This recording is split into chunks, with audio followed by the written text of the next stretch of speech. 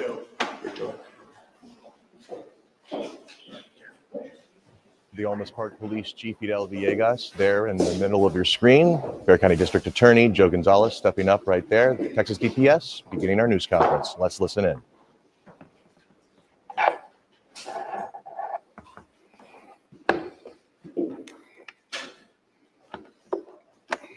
All right, we got everyone here? All right. So I'm Sergeant Deon Cockrell, PIO with the Texas Department of Public Safety. We brought you here today to talk a little bit about and give you some information about the Suzanne murder case, Suzanne Clark Simpson.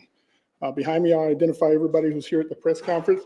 Mind you, at the end, they'll probably take no questions. So with us today, we'll have Chief Villegas, Lieutenant Ruiz, Sergeant Campbell with the Olmos Park Police Department. We also have Mayor Aaron Harrison, City Manager Mike Gaudreau, Regional Director Vincent Luciano, CID Major Ronald Sines, Texas Ranger Perez, all from the Texas Department of Public Safety, FBI Assistant Special Agent in Charge Edwin Cordova, Bexar County District Attorney Joe Gonzalez, and Assistant Bexar County District Attorney Millie Powers and Casey Sandoval. So I will turn it over to the Chief. Chief.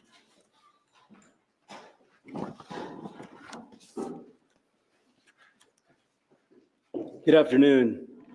Yesterday, the Olmos Park Police Department, along with the Texas Rangers, have charged Brad Chandler Simpson with murder in the death of his wife, Suzanne Clark Simpson.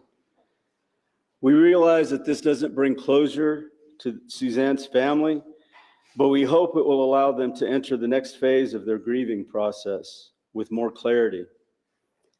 We'd like to thank Suzanne's family for their support and strength throughout this investigation. They are asking for respect of their privacy, especially for the minor children. There are also many agencies that have helped us in this investigation, and we offer them our sincerest gratitude. This thorough and tireless investigation has been conducted in efforts to find justice for Suzanne and her family. We want to recognize the Bexar County District Attorney Joe Gonzalez and his office for their advice and support with the complexities of this investigation. They now begin their work on the prosecution phase of this case. We also want a special thank you to the Department of Public Safety and the Texas Rangers who have worked tirelessly with us, and we thank them very much, along with all the support from the citizens that we've had. We'd like to thank the family and the public, and we want them to know that the search for Suzanne is still ongoing. The Simpson family provided us with this message today to read, so I'll introduce Mr. Bart Simpson.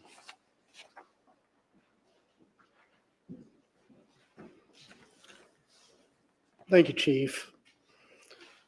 It's always important to do what is right, especially when it is most difficult.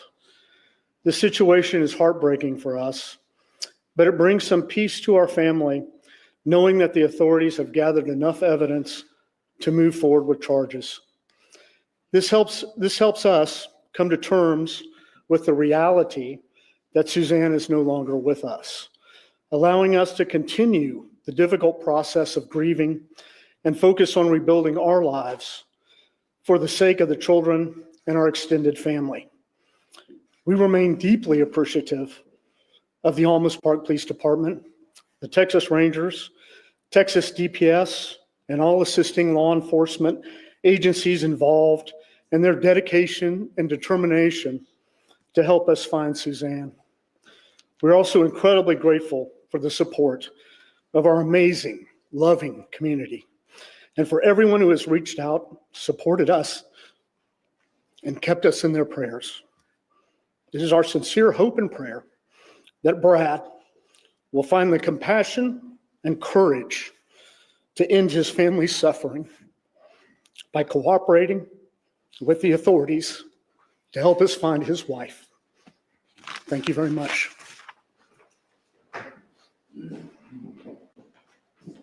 Thank you. We'll have Lieutenant Ruiz from the Olmos Park Police Department reiterate some of this in Spanish for you.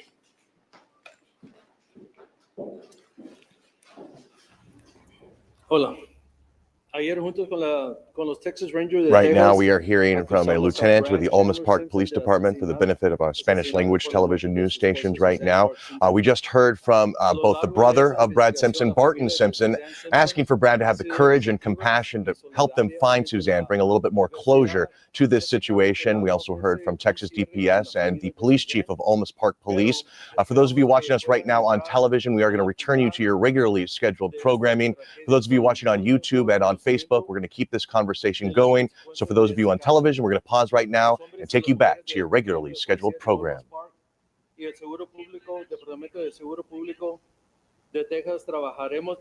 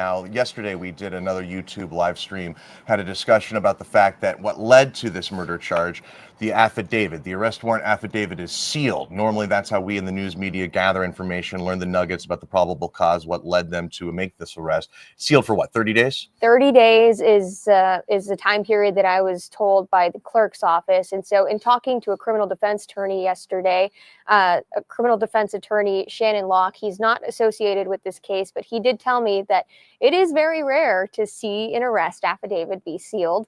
And that usually indicates that law enforcement and the state don't want Brad Simpson and his defense attorneys to know what they have, those investigative leads.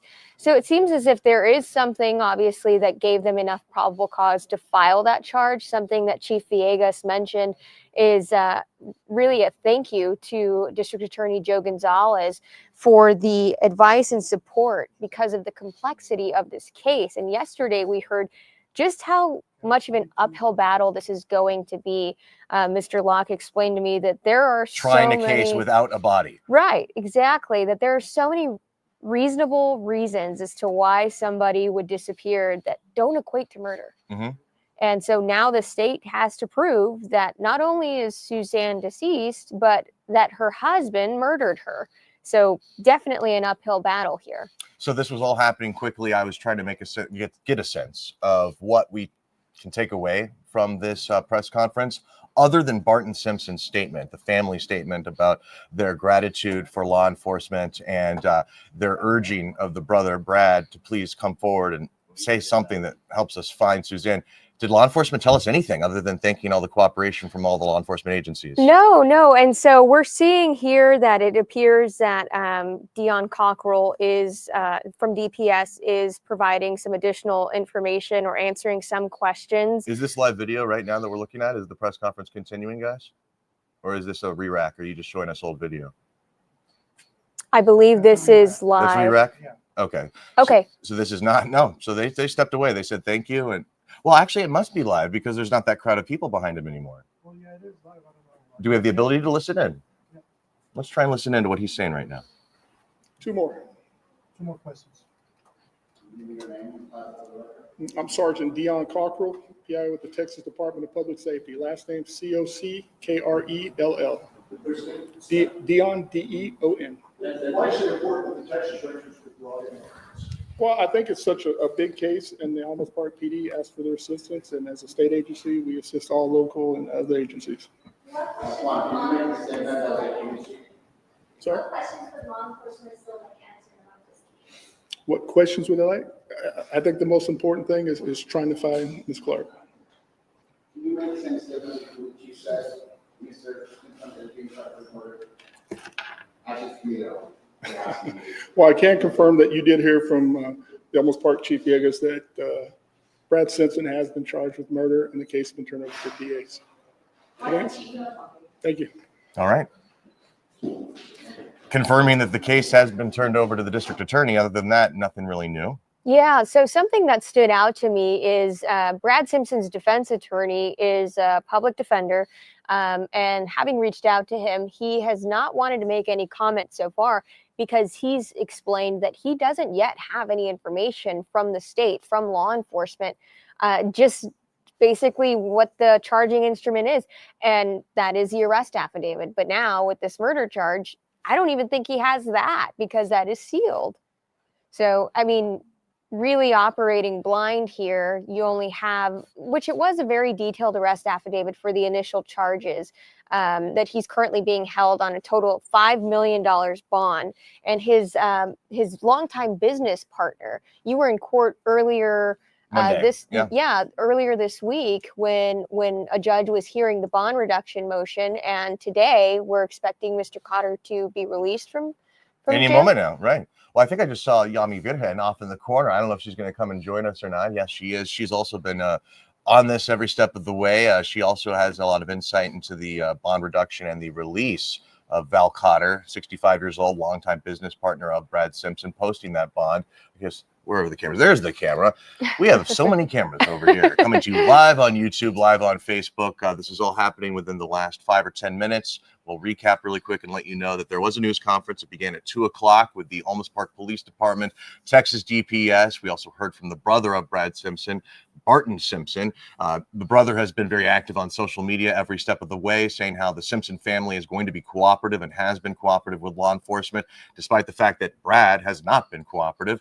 Once again, making another plea to him, his brother, saying, please, Brad, have the courage and have the compassion to let us know where Suzanne is. However, this murder charge tells them that Suzanne is in fact no longer living. They are accepting that fact. Something that really stood out to me that is very unique about this case, in my opinion, is the variety of different business holdings and assets that this family has that makes it kind of a little bit more difficult for us as the media. Usually we can go in and, look at the county tax assessor's page and type in first and last name and see all the properties under the, this certain individual or family's name. And in this case, we have different things that are in trusts. We have things that are registered under business names. We have a variety of different properties. So it's hard to really identify where law enforcement might be placing their focus. I know yesterday we talked about a property or properties potentially in Bandera that might be of interest, as well as other business locations.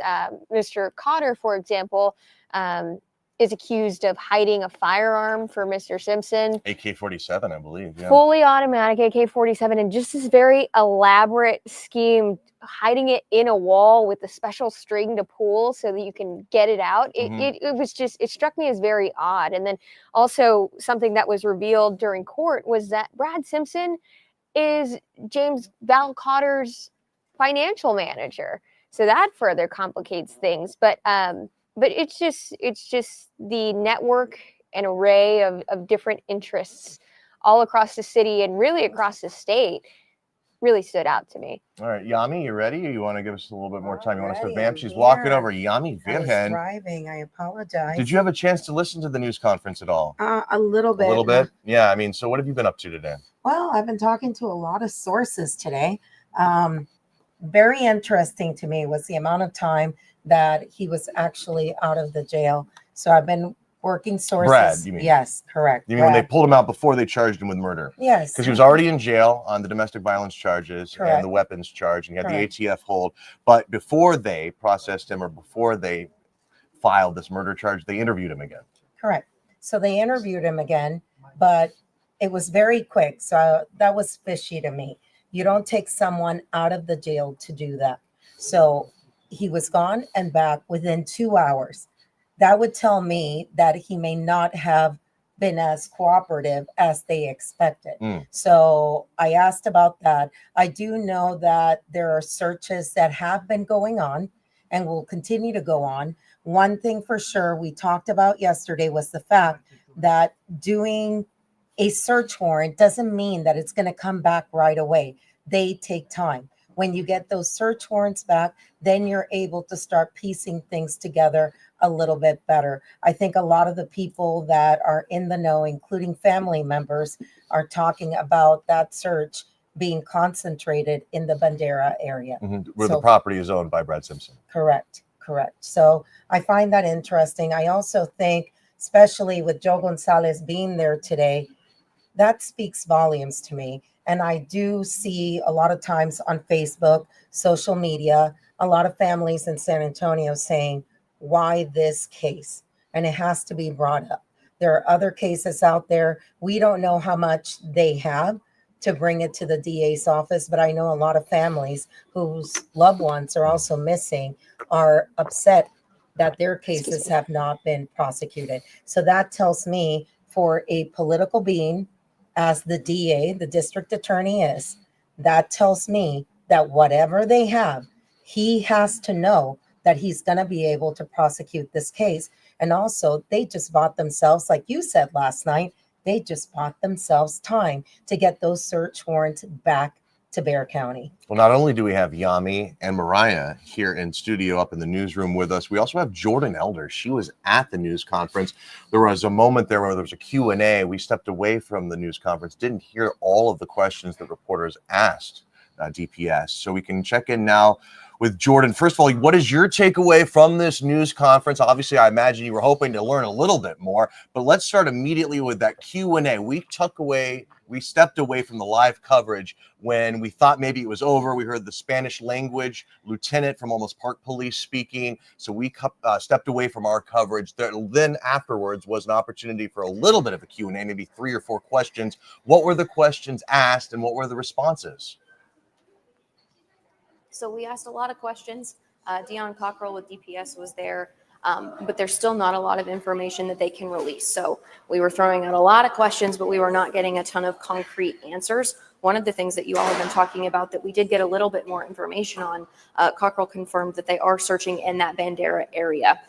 We asked if there were any other places being searched. He said yes, but couldn't provide details on where, but we did get that confirmation that they are searching in the Bandera area. He also confirmed that volunteer groups are not currently helping with the search. District Attorney Joe Gonzalez was here at the press conference as well. He stood in the back and did not speak. He didn't take any questions. He exited with the rest of the people that left. But that is one of the things that we wanted to ask him as well. We've been hearing from people that it's not especially common for him to pursue charges in a murder case without a body. And there are other cases where people felt that he could have and didn't. And so we did not get to ask about that. Well, we got to ask about it, but we did not get answers on that. Take us behind the We curtain all- really quick. I'm going to interrupt you. I apologize, but I want to understand how this process played out. Off the top, Cockrell with DPS said, hey, we're not going to be taking any questions from the media. What changed? Did you guys just start yelling and he stepped up and started answering some of them? What happened there? We asked a couple questions because we all came in with so many questions, and there was a little bit of information provided at this press conference, but not to the point that I think the public was expecting and that we were expecting. So we did get to ask a couple of questions, but because this is ongoing and because there are several agencies involved, there weren't a ton of answers. For example, I'm going to take you through my notes and my questions here. We asked if Brad Simpson is asking for anything in exchange for cooperation. He said he couldn't answer that at this time. Bart Simpson did say that he's still urging Brad Simpson to cooperate. He got emotional when he was speaking about it, saying he hopes that Brad finds the compassion and the courage to cooperate with authorities and end the family's suffering. So again, they're still calling for that cooperation. We asked if there was more cooperation in the interview yesterday, did not get an answer on that. We also asked about evidence. We obviously saw the arrest warrant yesterday for murder, so we wanted to know what led to that and did not get a lot of answers. I got to ask about specifically the data from cell phones, or DPS and Almost Park released the picture of Brad Simpson's truck, but we haven't heard if they found anything in that. So we asked, again, not a ton of answers, but we were able to throw the question out there. So there is still a lot that we have left to learn about this. Did you know ahead of time that Barton Simpson would be speaking?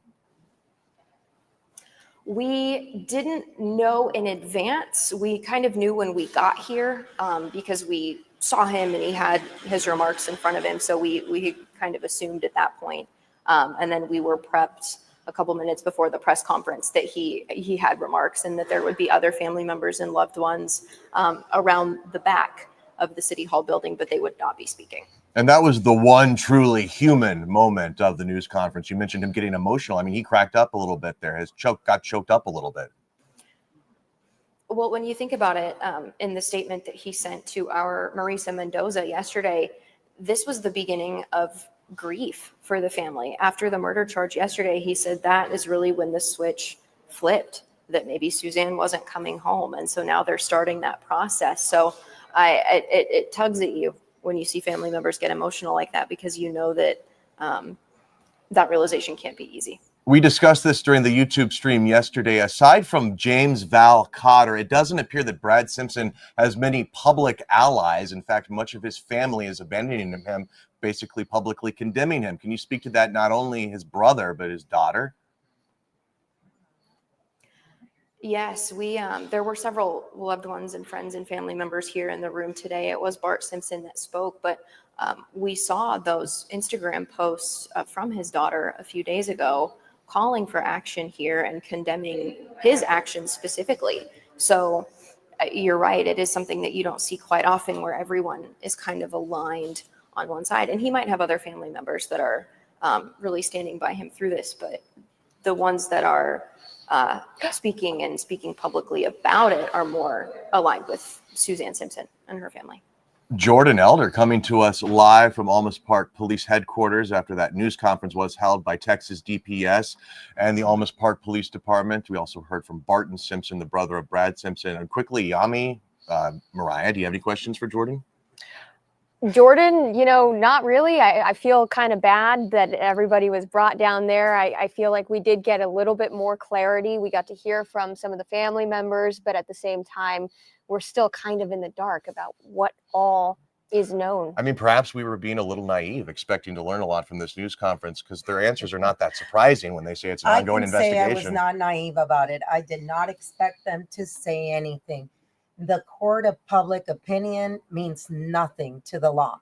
It really doesn't. Only to the judges who are elected, to the DA who's elected by the people. You have lawyers. We have one that just stepped in. Mariah is going to be speaking with him shortly, but they're going to tell you their number one job is to take care of that client. If that is my client, You don't open your mouth and you don't say anything until we work out a deal. There is no body right now, so he has leverage right now. They want the body. Those children and family members deserve to know where this woman is. They're sure enough that she is now dead, but they don't know where the body is. So they have leverage. I mean, at this point, Mariah, he could be looking at capital murder, no? That's a perfect question for our legal expert here, John Hunter. He's kind of off to the side. Do you mind lending him? No, he You're- can step in. He can step in. Come on in.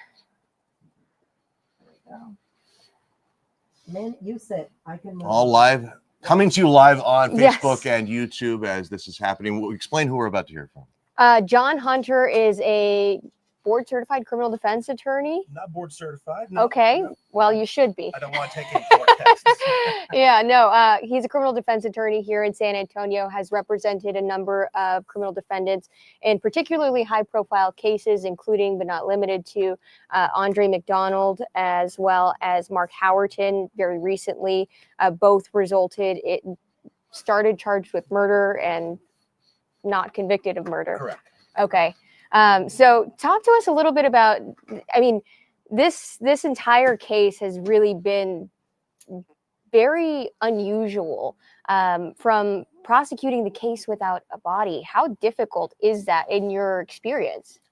It's extremely difficult, and it's very rare. It isn't impossible. There have been people convicted when nobody's ever found, but the law has a concept called the corpus delicti, which means the body of the crime. And so it's essential that the jury have some evidence to be persuaded that there actually is a deceased person. Without a body, it's kind of difficult to definitively say that. Obviously, proof can be had by circumstantial evidence, and people say, oh, well, the case is circumstantial. It really doesn't matter. If there's enough circumstantial evidence that a reasonable person could be convinced, then they could prosecute that case without a body. But it leaves open several just automatic reasonable doubts that people might have about, well, where is this person? Something that also stood out to me is the fact that the arrest affidavit for murder is sealed for 30 days. I've never seen this before. Is this something that happens more frequently than perhaps the media knows? Well, lots of things related to search and seizure are sealed on routine basis. And the code in Texas has essentially a whole chapter that's devoted to search and seizure law, chapter 18. Under that chapter, for a search warrant, it's not uncommon at all to seal the affidavit in support, because that affidavit probably contains information related to confidential informants. It could contain information about what the target of the search, and that therefore, if it was a matter of public record, the people that want to hide the fruits of their illegal activity could go destroy the evidence. And so that's pretty common. But for an arrest warrant, it's a little bit different, and that can be unusual. Thinking about that, just hearing that this had been filed under seal, I did kind of a cursory look through Chapter 15. There was a provision that authorized that, but it has been repealed. And so 1526 of the code essentially just declaratively states that when the warrant is executed, it's a matter of public record. So I'm not exactly sure what their authority is. I'm not saying that they've done it illegally, but I don't know what authority they're proceeding under to keep that from the public. What about the timing of the charge? I mean, they could have waited even longer. They had the federal hold on him. There was no worry of him leaving prison or leaving jail anytime soon. The fact that they still don't have a body, but yet they chose to file the charge, what do you take from that? Well, the bond that was set on the cases that he had originally was excessively high. I think everyone can see that. I mean, $2 million for a misdemeanor is just absurd. And so the idea of holding him on such low charges kind of smacks of an unconstitutional violation of his right to bail. And I think that they probably were becoming sensitive to the fact his defense lawyer has been critical of it. I think anyone familiar with the justice system would be critical of it.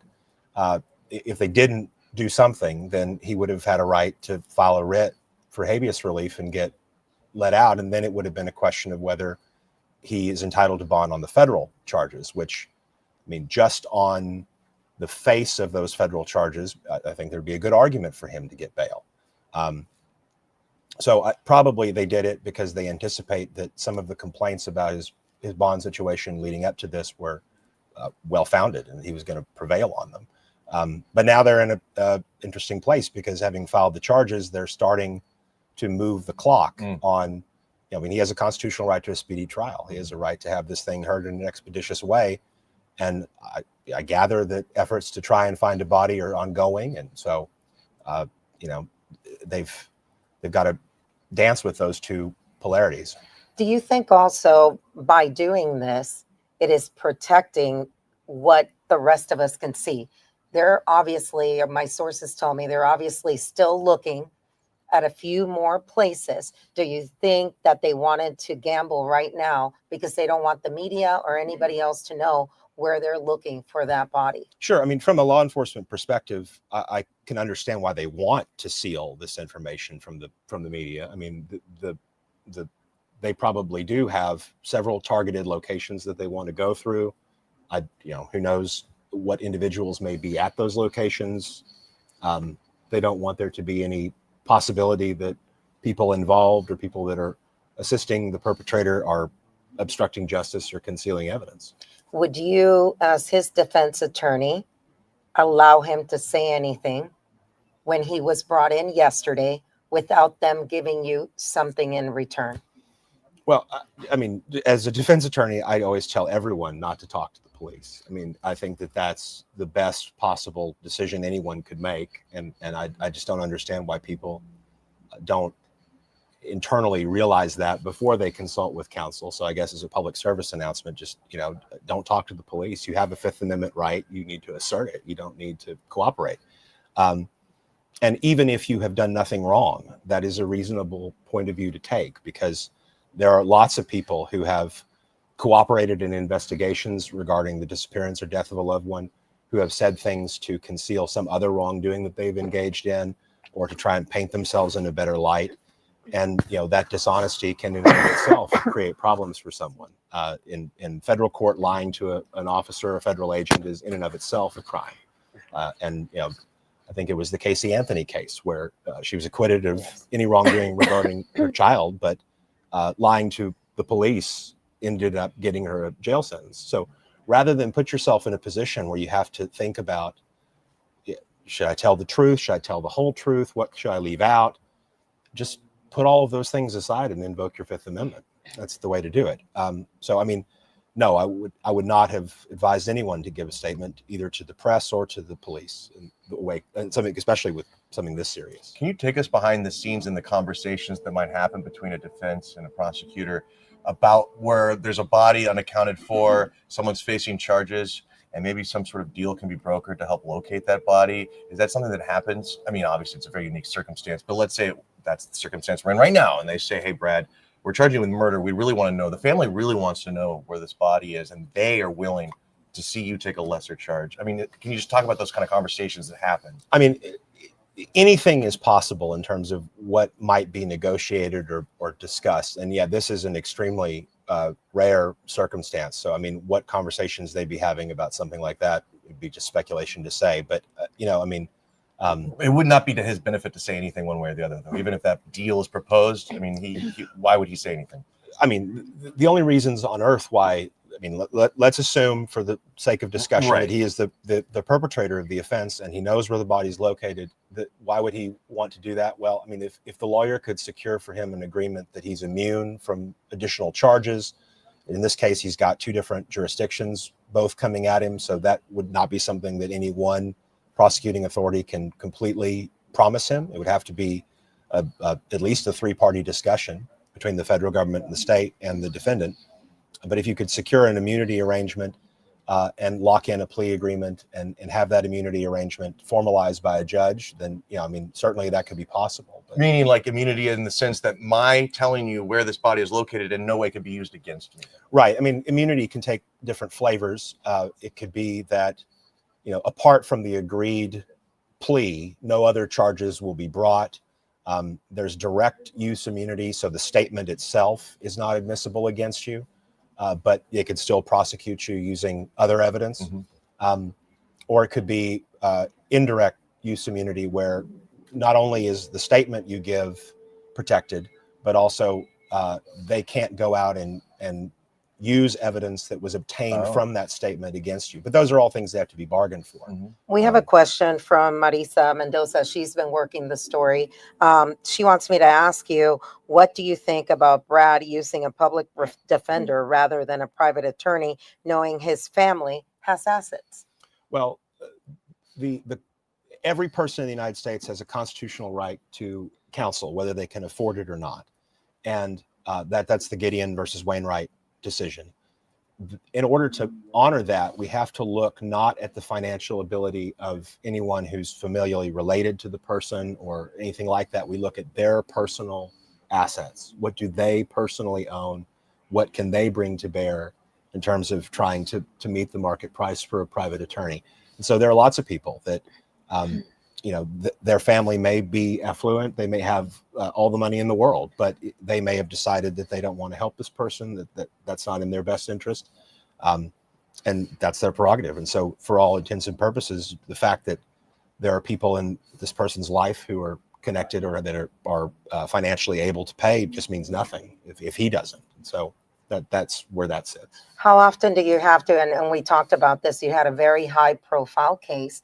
How often do you have to talk to a defendant, and the defendant may want to speak because they have children who deserve to know what happened? So how often do you have to balance their own wishes to speak for their children's sake compared to the legal side of it? Well, I mean, under these circumstances, the only thing that the lawyer is concerned about is protecting the defendant from additional prosecution, if that's at all possible, and protecting the defendant from giving evidence against himself. So the lawyer's advice is going to be that you can't have a conversation with anyone about the facts of the case. I mean, everyone, whether they care about you and love you dearly or they hate your guts, everyone that you speak to that isn't your lawyer or your priest, or in some circumstances, not all, your physician, a couple of other small examples, those aren't privileged communications. Your children can be subpoenaed to testify against you. Your family can be subpoenaed. There's spousal privilege, obviously, but that doesn't apply in a case like this. The emotional pull and the compulsion that every decent person would feel to talk about a situation like this, the lawyer's job is to advise the client to sideline those things. I mean, it's a horrible thing to have to think about, and it's a horrible thing to have to advise people to do, but there's no other way. Yeah, but you have a job to do. Right. I did want to ask, the charge of murder in and of itself, you've had demonstrated examples of illustrating how the state can't meet that burden, even with remains, even with bodies there. What are some circumstances that might not make this murder? Well, self-defense is one that comes to mind. Certainly, just because we have sort of the tragically predictable trope on display here of domestic violence with a male perpetrator and a female victim doesn't mean that that's actually what happened. People just sort of assume, well, okay, if there's domestic violence, the man must have been the aggressor. There could be a situation where he was attacked first and he was using proportionate defense and she died. There could be situations in which whatever conduct was going on wasn't done with an intent to kill or with knowledge that death would be the result of the action. So it could be a manslaughter situation if it's reckless conduct, or it could be criminally negligent homicide if he was doing something that a reasonably prudent person should have known would have been life-threatening or dangerous, but he didn't actually know. So those are just different ways in which the law sort of divides up possible types of culpability. What was your mental state at the time that the crime was being committed? There are other defenses. I mean, I don't know how appropriate they would be in a case like this, but I mean, this is assuming that he's the offender at all. I mean, right.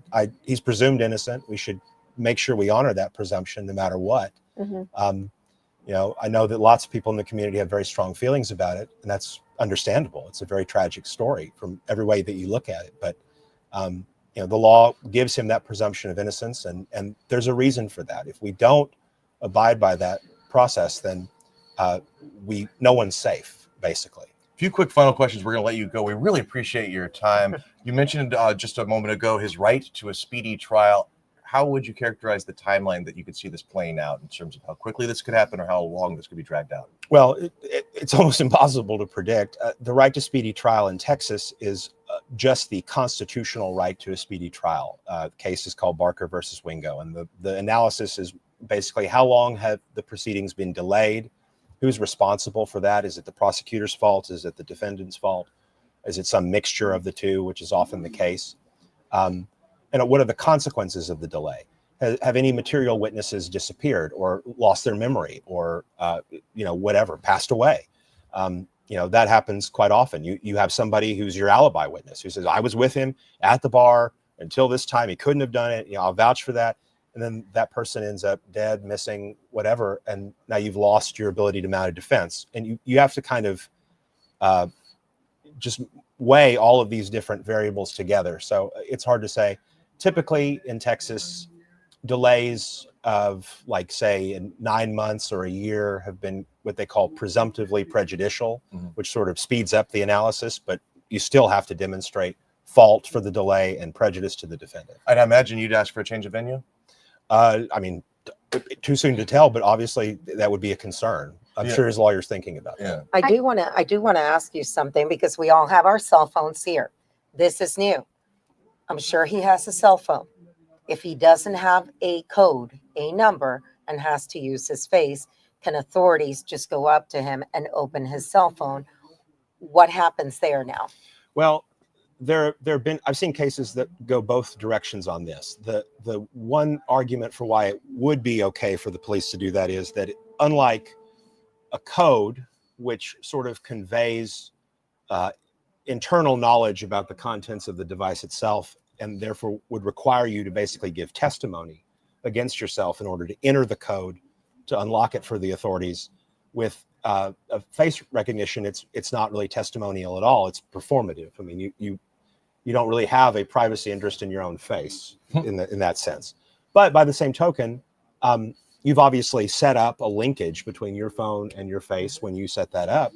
And I think that you do maintain a privacy interest in that, and that you chose the facial recognition because you thought it would be more reliable than having a code. Same with thumb, right? Right. But both those things would historically, traditionally be considered non-testimonial things. But in that particular context, I would argue it's still testimonial, and you have a right to not. It's not just about your privilege against giving testimony against yourself. It's also the idea that the act of producing something, whether it be a document or the combination to a safe or the PIN code for a phone, is betraying information that you hold privately to law enforcement that should be protected by the Fifth Amendment. And I know Robert said he had final questions for you. I have one last question. In speaking with Mr. Simpson's defense attorney, he says that he doesn't want to give any comments at this time because he hasn't received any evidence from the state. I know during the McDonald trial, you guys were still getting evidence during the trial. How long does it take for the state to completely turn over what they have? Is this a rolling production of evidence? It'll be a rolling production of evidence. Yeah, I mean, until now he's been formally accused of murder. So that case can begin its discovery process. But I mean, technically speaking, there are jurisdictions in this state where they'll say until the indictment's returned, until the grand jury has passed on probable cause, they don't have to give you anything. Bexar County has adopted a much more liberal policy, which I applaud, that gives people the opportunity to defense lawyers the opportunity to review the evidence before an indictment. But they'll give the defense what they have, and it'll continue to come in as they continue to investigate. I mean, just based upon what I know from the press and following this in the media, I would say that this is going to be a very complex case. There's going to be a lot of evidence, and probably terabytes of it. And it'll take the DA's office a while to effectively organize that and produce it over. I'm sure that they'll have a horrible headache on both sides dealing with all of that material. How damning do you think it is that his own daughter, his 20-year-old daughter, put a post on Instagram basically saying, "My dad killed my mom"? I mean, how damning is it? I don't know. I mean, obviously that's a terrible thing to hear from your daughter. And I think that's a very difficult thing to have to address or to look at. But I mean, it'd be speculative for me to say how damning it is for his case, because I don't know what she knows personally. What personal knowledge does she actually have of the events that evening or of anything else? But So, she wouldn't be able to say that in court. So, I mean, that, right? In other words, I mean, unless she has a basis for knowing it, Yeah, you know. she may. She may. I mean, think about it. When do you talk to your mom, Robert? Do you talk to your mom after you go out? Do you talk to your child after they go out and they're telling you about what's going on with them? She called her mother. We've heard that from her mom. And from the statement that the daughter made, it kind of made it seem like she knows more than what we know right now. I just have to wonder, at what point are they going to drag the children into this case, once they get going? Well, it's just going to depend on how much evidence they have and how they want to develop their theory. I mean, if there is a lot of physical evidence that would prove guilt, then I would expect a prosecutor to think that it would be gratuitous to bring family in to have to testify about those details. But if there's almost no evidence and all they have are snippets of conversation in the hours leading up to the disappearance, then it may well be that family members with that kind of firsthand correspondence are called in. And then the question is going to be whether those statements, the content of those statements, is admissible, or whether it's just going to be admitted for some purpose other than the truth of the words themselves, like I spoke to her at 6:45. Mhm. For all we know, he could be protecting somebody else also, right? Anything's possible. That's the whole thing. All right, I think we should end it right there. This is why in those news conferences they say 2 more questions, 1 more question, or we can just keep going all afternoon long. We really appreciate you lending your expertise. It was very educational, not just for us, but for the audience watching right now. I think we're going to end it right here. The discussion will continue, obviously, in the comments section. We thank you so much for joining us on this momentous occasion. Brad Simpson charged with murder for the murder of his wife, Suzanne Simpson, who has been missing for 1 month and 2 days. For Yami Virgin, Mr. Hunter, for Mariah, for Jordan Elder, who was at the live news conference. We'll have a recap again tonight at 5, 9, and 10. But for now, thank you so much for joining us. I'm Robert Price.